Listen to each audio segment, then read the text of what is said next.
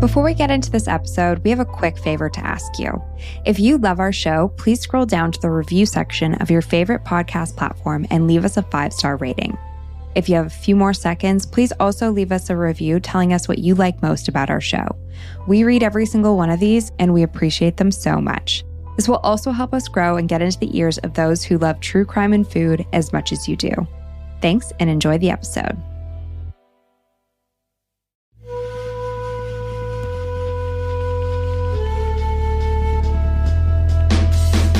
You're listening to Unsavory, where true crime meets food.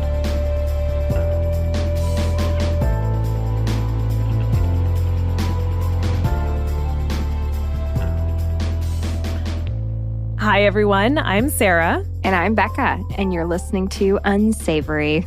Today, I'm going to be telling you about one of the deadliest marketing disasters in history, and possibly one of the biggest corporate blunders I have ever heard of.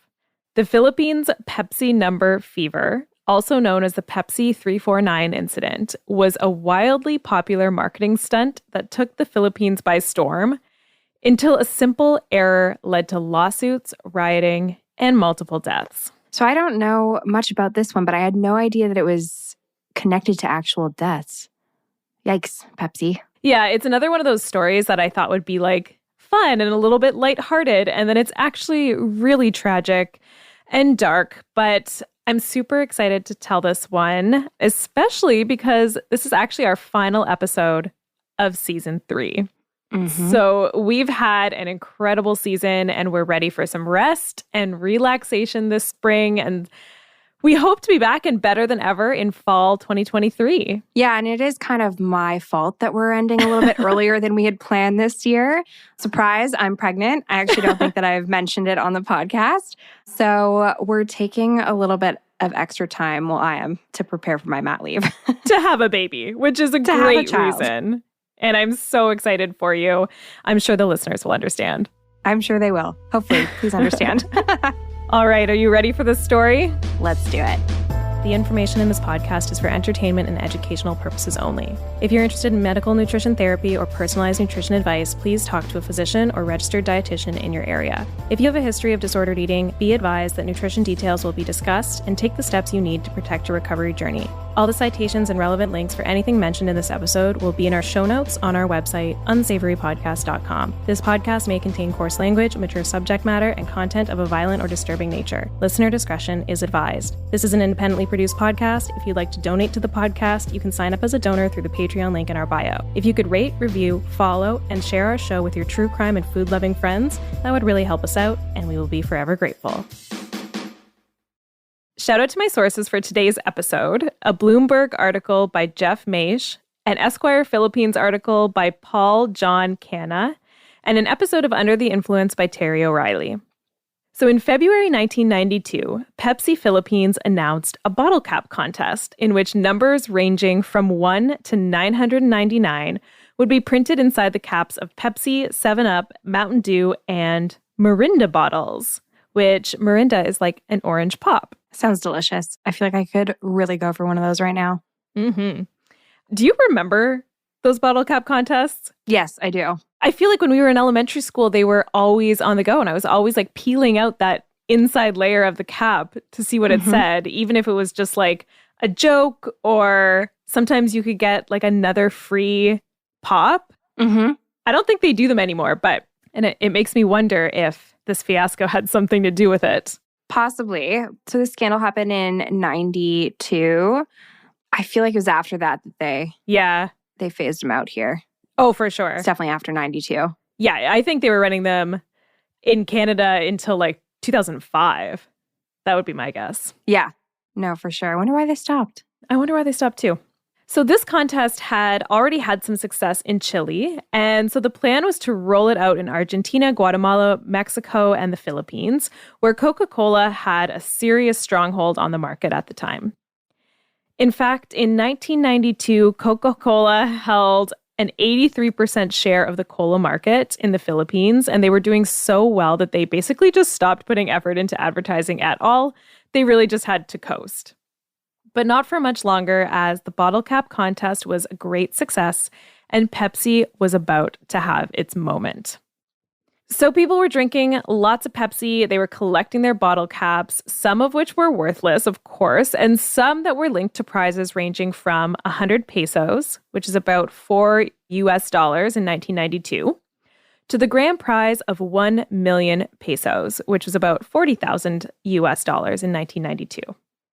Every night, people across the Philippines would sit down in front of the TV to hear the day's winning numbers. The published odds of winning that amount were 28.8 million to 1, so pretty slim, but people were drawn in by the allure of a better life. Okay, so Dan and I watched the HQ documentary over the weekend. Do you remember the HQ game? I don't. Okay, so I think it was 2018, 2019 where it was super popular, but it was basically a trivia game that went live every day. I think once a day or maybe it was twice a day. And you could play trivia live for actual money. And so people got really into it. Do you remember this? No, I don't remember it, but I can definitely see why it would be a sensation. But at its peak, there were 2+ million people hopping on this trivia game at one time. Wow. So it was huge. Did you play? Yeah, I did. It was fun. I never won anything, but it was fun. Yeah. But there was a video that went viral of this woman who was she won HQ trivia for the day. And she was running around screaming, so excited. And she won $11. And she knowingly won $11. And that's how excited she was. So sometimes I feel like it's less about the money and more just about the luck and the recognition. Totally. It's the fun of playing and then getting the bragging rights. You actually got something from it. Mm-hmm. So the marketing campaign started in February 1992, and it was supposed to end on May 8th. But Pepsi marketing executives ended up extending the contest by an additional 5 weeks because of its wild popularity. Pepsi's monthly sales in the Philippines had increased from 10 million to 14 million monthly, and its market share from 19.4% to 24.9%. Considering Pepsi had only set aside $2 million for prize money overall, this was a great return on investment so far, and the Filipino population was absolutely loving the contest, so they decided to continue it for a little bit longer. On the night everything changed, May 25th, 1992, it's estimated that over 70% of the Filipino population tuned in to hear the winning numbers. And in 1992, the Filipino population was about 65 million. So that's approximately 45 million people tuning in with their bottle caps. Wow, that's impressive. It's so many people. Some context is important to understand the magnitude of what comes next. So in the Philippines in 1992, Pepsi was synonymous with American culture and the land of the red, white, and blue. And the Pepsi lottery came at a time when there was actually some growing anger and resentment about the ongoing American military presence in the Philippines. So up until 1898, the Philippines was under Spanish rule until the Spanish-American War took place and the U.S. took control of the Philippines. Despite gaining their independence in 1946, American culture maintained a heavy influence in the Philippines. But by 1992, the last military bases were being shut down, which was a huge win for Filipino nationalists.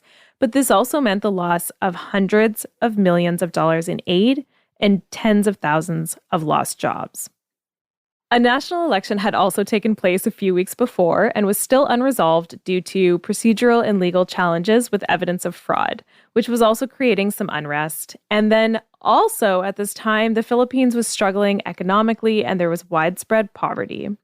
And remember, the grand prize was worth about $40,000 US. And at the time, the average monthly household income of a Filipino family was about $100 US. So a grand prize bottle cap was considered life-changing. Yeah, that's 400 months worth of salary. Exactly. So the yearly salary was about $1,200 US, and that's an entire career. That's 35 years worth of salary. Wow. Definitely life-changing. So the climate was right for the Pepsi contest to be taken up with fervor, and it was right from the start.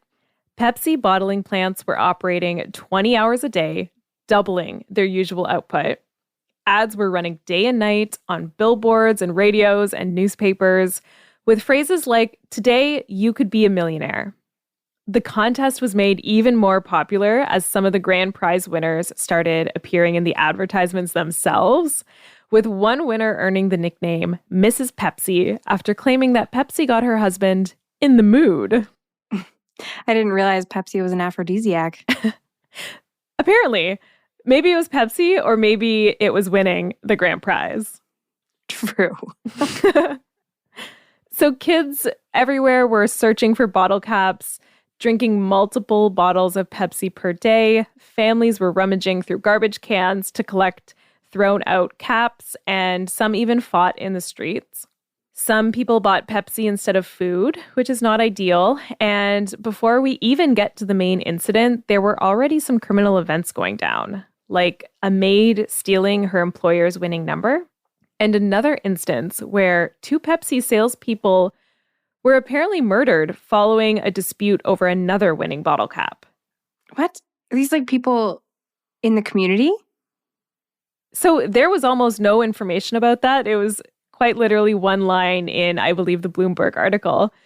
But there was growing violence and fights in the street. And yeah, I don't know who murdered the 2 salespeople. That's intense. That's very intense. Very intense. So the stage is set. This contest is clearly popular. Now let's get to the actual incident. At 6 p.m. on May 25th, 1992, about 70% of the Filipino population is tuned into the evening news, gathered around their radios, waiting for the nightly winning numbers to be announced.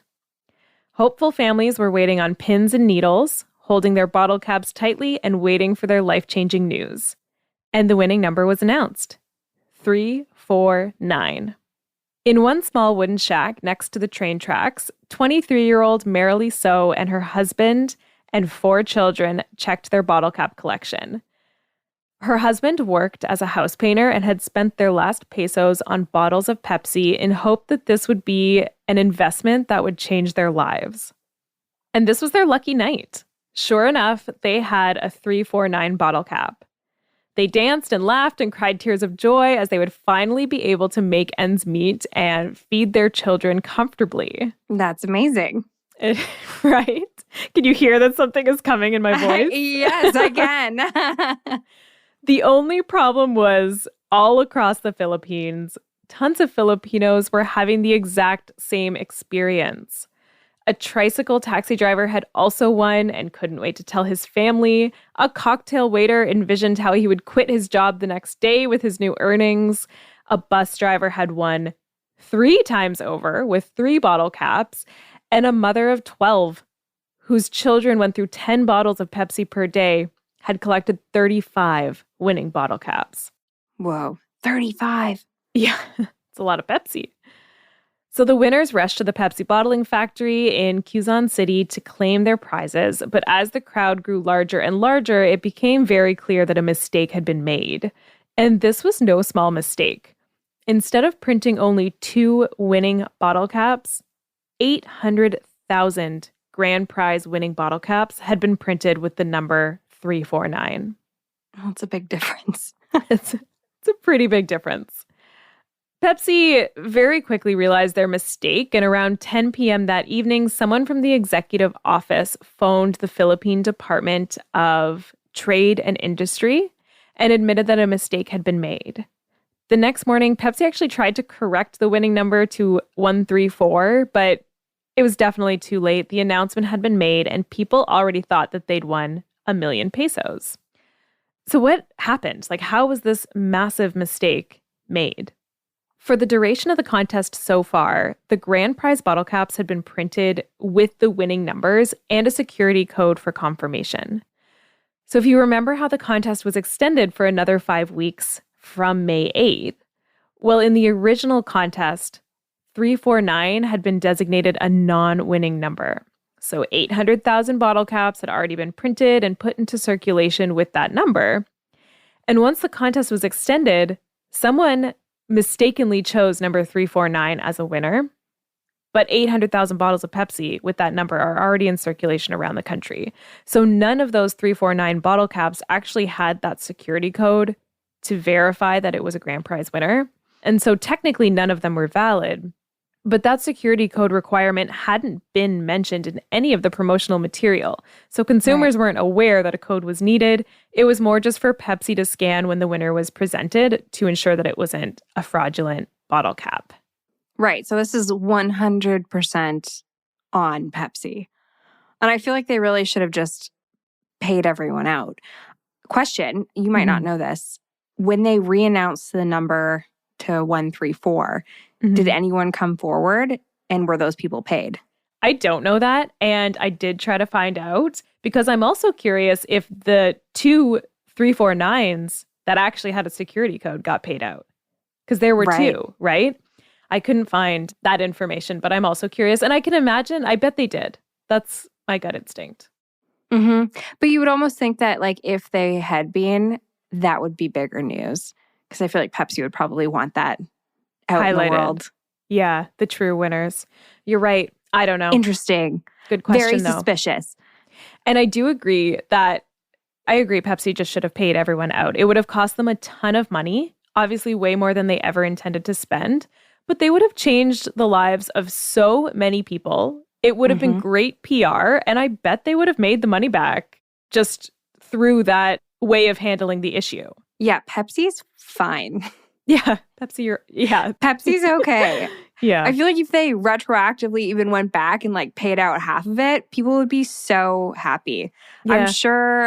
I'm sure a lot of people in the Philippines don't like Pepsi. Yeah, it's true. I wanted to find a Reddit thread that was like, people's true experiences of like why they don't like Pepsi, but I would love that Reddit thread. Oh, I love Reddit. I know.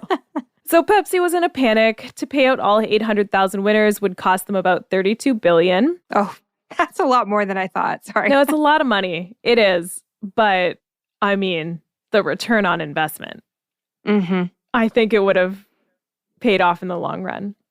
Yes. Lifetime Pepsi lovers. Yeah. So the Pepsi execs held an emergency meeting and decided that they would offer a goodwill gesture of about $18 to $20. I read a couple differing reports. To anyone holding the 349 bottle cap, which is just not the same. But about 500,000 of the winners did actually take Pepsi up on this offer, costing Pepsi about 240 million pesos. Which is like $80,000. Yes. But as you can imagine, going from thinking you were winning about 40,000 US dollars to getting a $20 goodwill gesture just didn't sit right with a lot of the 349 bottle cap holders. By the next morning, 349 protesters were throwing rocks at the Pepsi bottling factory. Policemen and soldiers tried to contain the protesters, but needless to say, the victims weren't happy. Many remained assembled outside of the Pepsi bottling factory in protest, with glass bottles and Molotov cocktails being thrown. Pepsi trucks left the factory protected by armed guards. One man named Vicente Del Fierro Jr. was among the protesters, and he was not a winner, but he had actually been a voice against the contest since it first began. He thought the contest promoted gambling in children, and he was vocal against third world countries being exploited by multinationals. But then his daughter, Simbel, had actually found a winning 349 bottle cap, so he was there on her behalf, which I think is really sweet. And I think he makes good points about it promoting gambling in children and, countries being exploited by multinationals. So I like this guy. Yeah. Like, as you said, some of these families were spending their hard-earned money on this contest, hoping they would win. Yeah. And I do think that that's wrong on a lot of different levels. For sure. And with this idea that they could possibly win a life-changing amount of money, people were purchasing Pepsi instead of food. And it's just problematic. Yeah, I'm on his side. Del Fierro was an advertising consultant and a preacher for a Catholic church, and he knew how to organize and clearly saw that there was a need for organization amongst the chaos. In a nearby Dunkin' Donuts, he started organizing volunteers to collect winners' names, and he would eventually form Coalition 349 to advocate for the victims. Allegedly, and this has never been confirmed, but Coca-Cola's local CEO, Jesus King Celdran, instructed an employee to offer Del Fierro 10,000 pesos in startup money for the coalition. Jeez. I know. Not confirmed, but super scandalous. Very scandalous. Del Fierro got himself a microphone and would set up rallies outside Pepsi plants. And he also started preparing a class action lawsuit. And he took donations for his work from those who could afford it. And he worked pro bono for those who couldn't. That's very nice of him. And I feel like this is an incident worth a class action lawsuit if I've ever heard one. I agree. I fully agree. Meanwhile, chaos ensued as more advocacy groups popped up, like United 349 and Solid 349. All different groups exploiting the jilted winners by charging significant fees for membership and even having people promise a high percentage of any potential settlement earnings. Others were trying desperately to get their hands on their own 349 bottle cap just in case there was a huge payout later on. There were even reports of farmers selling their cattle in order to afford the journey to Manila to help protest. Pepsi executives could only leave the building with bodyguards, and American employees were moved out of the country for their own safety. The Pepsi marketing director was quoted as saying, "We were eating death threats for breakfast." Yeah. Well, I mean, you promise people life-changing resources and take that away. Mm-hmm. I mean, I don't agree with the violence, but I could see how some people may feel like it was their only option, especially after they were only offered like the tiniest fraction of what they were initially promised. Yeah, absolutely. I totally empathize with the anger. They had the highest high thinking their entire life of like hard work and difficulty getting ahead, like being stuck in the cycle of poverty was all fixed in an instant. And, you know, some of these people had families and children to feed. And then to have that taken away with such a small consolation prize, it feels so cruel to me. For sure. And it is people fighting for their families' well-being. Mm-hmm. So I totally get it as well. Yeah. In January 1993, Pepsi did have to pay a fine of 150,000 pesos, which is only about $10,000 US dollars at the time, to the Department of Trade and Industry for deviating from the original promotional campaign that the government had approved. This was obviously very little consolation for the angry and hurt victims, many of whom were still struggling to make ends meet and feed their families. And things were about to get much worse.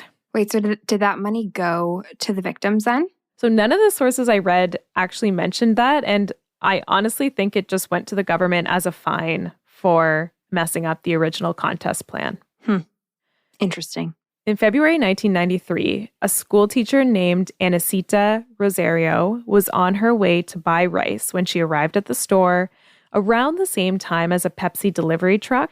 Someone had been watching and waiting for the truck and threw a homemade bomb at it, and the blast killed Rosario and a 5-year-old girl that had been standing nearby and injured 5 others. Oh my gosh. Her husband, Raul, was devastated and never remarried, and he was offered 50,000 pesos, which is about 3,400 US, from Pepsi if he promised not to sue. And after initially storming out in anger, he returned and accepted the money and tried to move on with his life. Oh, that's so sad. Yeah. It makes me so sad that he was offered like $3,000. Oh, I know. Yeah, it's way too small of an amount.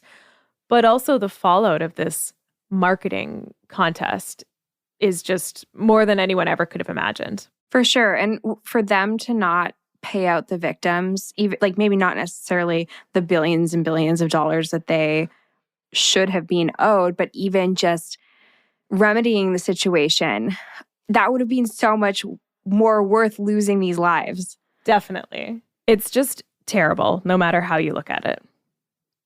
Then in March 1993, someone tossed a grenade into a Pepsi plant in Davao City, which killed 3 employees.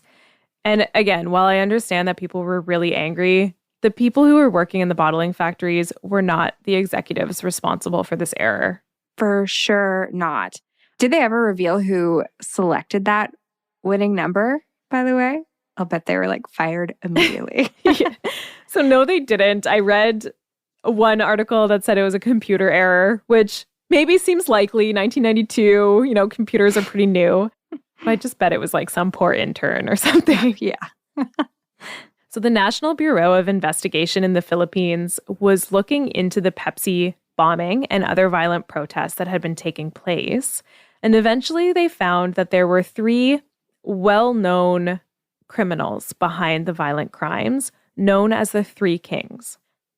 Allegedly, one of them claimed that Pepsi actually paid them to cause violence at the rallies in an effort to frame the protesters, which would be insane and is not confirmed. Whoa. Yeah. So that was in that Bloomberg article by Jeff Maish, and the Three Kings member was quoted as saying, "Many got hurt and died. I was so guilty and I could not take it anymore. So I decided to reveal the truth." A lawyer for Pepsi dismissed the allegation, but the media did pick up the story and ran a headline, "Pepsi Goons Bombed Own Trucks."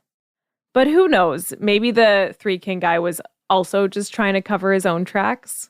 So Possibly. no confirmation there. But like, why do it if you're gonna have to cover your own tracks? Like, what would his motivation be for causing the violence? I don't know. Was he a winner? Maybe he wanted a 349 bottle cap. Maybe he did. I don't know. Or maybe he was paid. Maybe. So public perception of Pepsi could not have been worse. Not only was Coca-Cola back on top without even trying, but even little-known local cola brands were doing better than Pepsi. To be 349'd became slang for being cheated, duped, or scammed. Okay, that's pretty funny. And it does make me think of Pepsi a little bit differently now as well. I know. Me too. Del Fierro was still fighting the good fight, but the stress was wearing him down and his health was failing. He had a serious stroke in the spring of 1994. Then Pepsi actually sued him for libel, saying that he'd been circulating pamphlets calling Number Fever a scam and that he'd falsely claimed that Pepsi had held him against his will at some point. I don't know if he was actually circulating those pamphlets. Despite having another stroke soon after, he did continue to do paperwork from his hospital bed and appear in court when necessary. One thing that Del Fierro and many people thought would help the situation was if they could get an American lawyer to take on their case. So Del Fierro had previously gone to New York to try and convince a lawyer to take on the case, but he was turned away and told to get the violence to stop before anyone would consider helping him. In November, hundreds of 349 winners attended a demonstration at the Malacanang Palace during a visit by Bill Clinton in hopes of getting his help. But unfortunately, a New York court later dismissed Del Fierro's lawsuit, saying that it needed to be heard in the Philippines. As time passed, the violence and the protests eventually died out. However, a total of about 22,000 people took legal action against Pepsi, with at least 689 civil suits and about 5,200 criminal complaints of fraud and deception. And these lawsuits dragged on for years with little success. Del Fierro would never win a settlement from Pepsi, but he did win the libel suit against him. It wasn't until 2006 that the Philippines Supreme Court finally ruled that Pepsi hadn't been negligent and wasn't responsible for damages, and that the issues surrounding the 349 incident have been laid to rest and must no longer be disturbed in this decision. It seems outrageously unfair. I know. I'm honestly surprised. Like, they ran a contest and promoted it like crazy, captured the attention of an entire country, and then they made a huge mistake that hurt a lot of people. I kind of feel like there should have been more significant consequences. I know. And they said that they weren't negligent, but like everything you are describing sounds exactly like negligence. Yeah. It's an error. It's an error. Even if it was a computer that picked the winning numbers, they should have cross-checked with the ones that are already printed. Mm-hmm.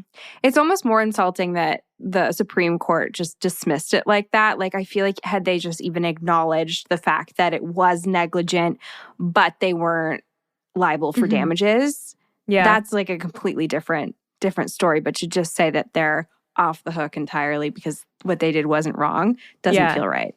I agree. And yeah, it's all pretty depressing. But that is the tragic and fascinating story of the Philippines Pepsi fiasco, aka Pepsi Number Fever. Wow. Great storytelling. Terrible story. I'm so upset for all of these people. I know. And I don't know. I just feel like this would not have killed Pepsi to pay these victims back a little bit more. And their company is still thriving. Oh, for sure. Only Coke from now on. I'm already a Coca-Cola girl through and through. I would choose Coke over Pepsi any day. Yeah, I'm kind of in the same boat. Yeah. I could go for one right now. I know. All this talk of like bubbly stuff. I was really craving that orange drink at the beginning of our recording, and now I might go for a Coke. Oh, I also love a 7-Up sometimes. 7-Up is good. So good. I need something bubbly. Yeah. Well, thank you so much for listening, everyone. We really appreciate each and every one of you and truly couldn't keep this podcast going without your support. So keep sending us your amazing episode ideas for next season. We love seeing them. Yes, we do. And please, like, if you haven't already, please, please, please leave us a rating and review. You have no idea how much this means to us. I've said this before, but we read them all and we love hearing your feedback, your input, how much you like the show. And it really does help spread the word about Unsavory. And it really is the best way to support us for free. So if you could do that, it would mean the world. Yes, definitely. But we'll miss you so much. Bye. Bye. Thanks for listening to this episode of Unsavory. You can find all of the references and materials used to put this episode together in our show notes at unsavorypodcast.com.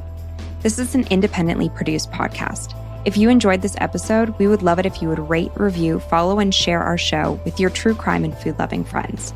This is the best way that you can support us for free. If you'd like to donate to our podcast, you can sign up as a donor through our Patreon link in our bio. For more information, follow us on Instagram at Unsavory Podcast.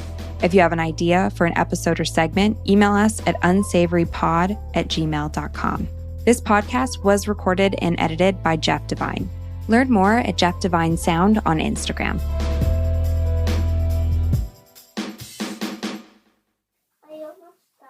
Pretty close.